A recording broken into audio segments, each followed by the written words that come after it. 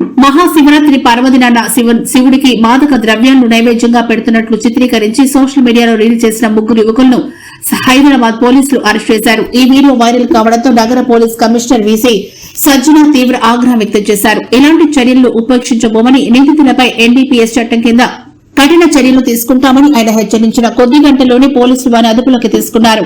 వివరాలకు వెళ్తే మహాశివరాత్రి రోజున కొందరు యువకులు శివుడి విగ్రహం ముందు గంజాయిని ఉంచి దాన్ని ప్రసాదం అంటూ ఓ వీడియో రూపొందించారు. ఈ వీడియో సోషల్ మీడియాలో వేగంగా వ్యాప్తి చెందడంతో ప్రజల నుంచి తీవ్ర వ్యతిరేకత వ్యక్తమైంది.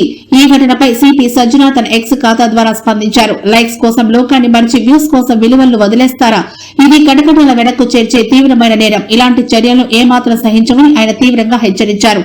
సిపి పోస్టుతో వెంటనే రంగంలోకి దిగిన చార్మినార్ జోన్ టాస్క్ ఫోర్స్ పోలీసులు ఫలక్నుమా జంగంపేటకు చెందిన 3 యువకులను అదుపులోకి తీసుకున్నారు.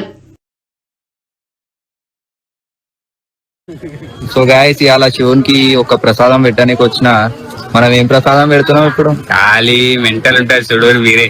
ఖాళీగా ప్రసాదం చూడరా, అందరు కొబ్బరికాయలు కొట్టడానికి వస్తారు.